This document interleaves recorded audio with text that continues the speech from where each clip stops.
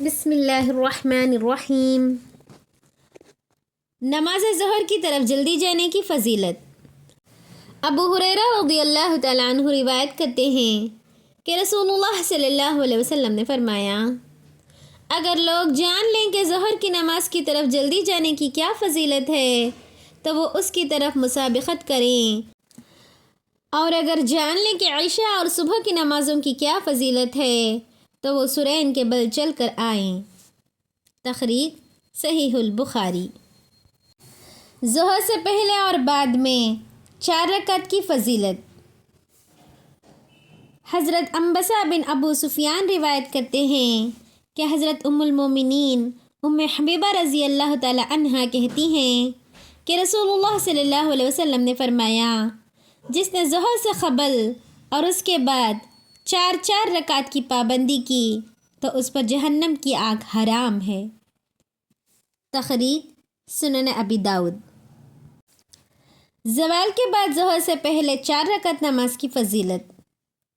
عبداللہ بن صائب رضی اللہ تعالیٰ عنہ سے روایت ہے کہ رسول اللہ صلی اللہ علیہ وسلم سورج ڈھلنے کے بعد ظہر سے پہلے 4 رکعت پڑھا کرتے تھے، اور آپ نے فرمایا، یہ ایسی گھڑی ہے جس میں آسمان کے دروازے کھولے جاتے ہیں، بس میں پسند کرتا ہوں کہ میرے نیک اعمال اس گھڑی میں اوپر چڑھیں۔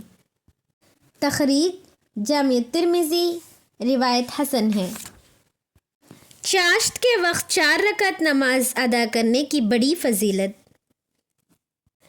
نعیم بن حمار رضی اللہ تعالیٰ عنہ بیان کرتے ہیں، میں نے رسول اللہ صلی اللہ علیہ وسلم کو فرماتے ہوئے سنا، اللہ تعالیٰ فرماتا ہے، اے بن آدم، تو اپنے دن کے شروع حصے میں میرے لیے 4 رکعت نماز ادا کر، میں اس کے آخر تک تجھے کفایت کروں گا۔ تخریج سنن ابی داؤد۔ نماز چاشت انسان کے تمام جوڑوں کے لیے صدقہ ہے۔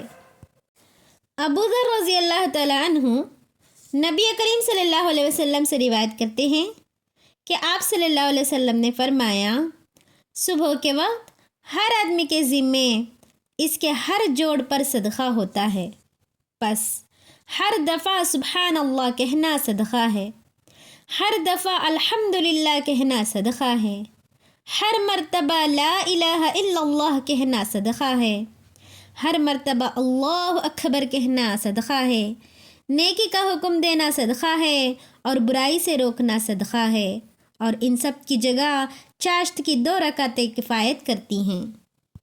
تخریج صحیح مسلم۔ بریدہ رضی اللہ تعالیٰ عنہ رسول اللہ صلی اللہ علیہ وسلم سے مرفوعاً روایت کرتے ہیں کہ آپ صلی اللہ علیہ وسلم نے فرمایا، انسان میں 360 جوڑ ہوتے ہیں، پس انسان کو ان تمام جوڑوں کا صدقہ ادا کرنا چاہیے۔ صحابہ کرام رضی اللہ تعالیٰ عنہم نے عرض کیا، اللہ کے نبی صلی اللہ علیہ وسلم، اس کی کون طاقت رکھتا ہے؟ فرمایا، مسجد سے تھوک وغیرہ کو صاف کر دینا، راستے سے کسی تکلیف دہ چیز کو دور کر دینا، اگر تو نہ پائے تو نماز چاشت کی 2 رکعتیں تجھے کفایت کر جائیں گی۔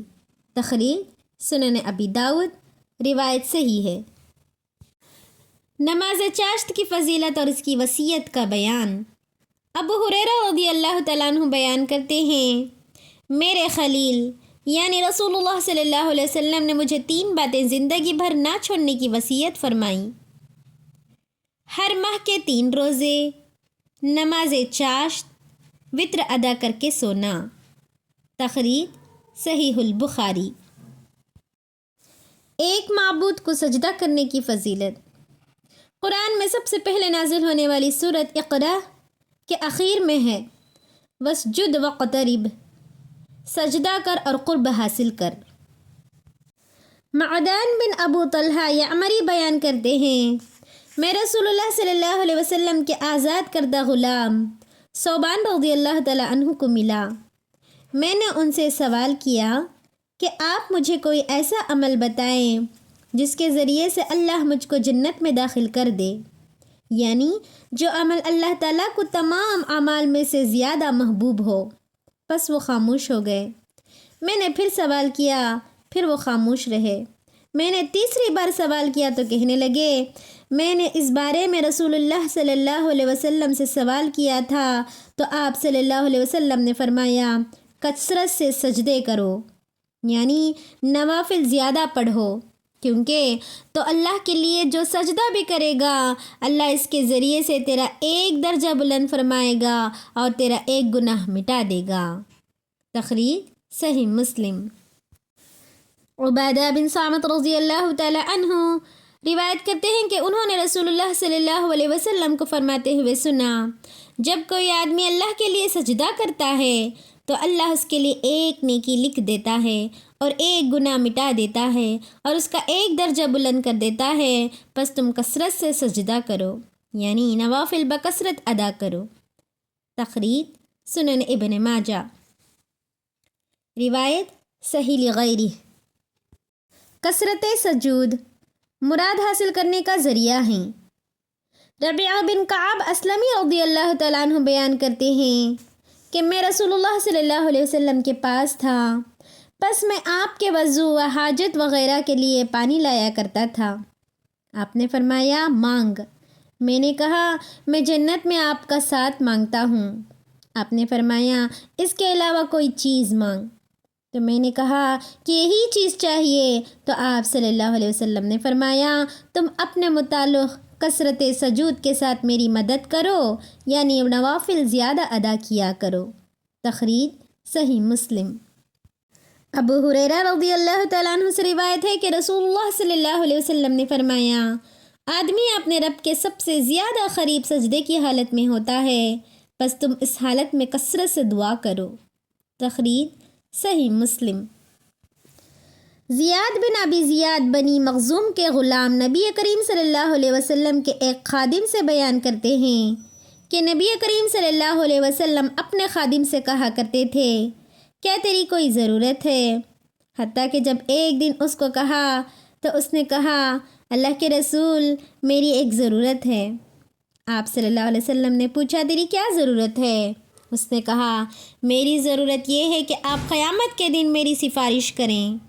آپ صلی اللہ علیہ وسلم نے فرمایا تجھے یہ کس نے بتایا؟ اس نے کہا میرے رب نے۔ آپ صلی اللہ علیہ وسلم نے فرمایا تو پھر کثرت سجود سے میری مدد فرما۔ تخریج مسند احمد۔ روایت صحیح ہے۔ سجدہ تلاوت کی فضیلت۔ ابو ہریرہ رضی اللہ تعالیٰ عنہ بیان کرتے ہیں کہ رسول اللہ صلی اللہ علیہ وسلم نے فرمایا جب آدم کا بیٹا سجدے والی آیت تلاوت کر کے سجدہ کرتا ہے تو شیطان علیحدہ ہو کر روتا ہے کہ ہائے افسوس، آدم کے بیٹے کو سجدہ کا حکم دیا گیا تو وہ سجدہ کر کے جنت کا مستحق ہو گیا، جبکہ مجھے سجدے کا حکم دیا گیا تو میں نے انکار کر کے جہنم کا مستحق ہو گیا۔ تخریج صحیح مسلم۔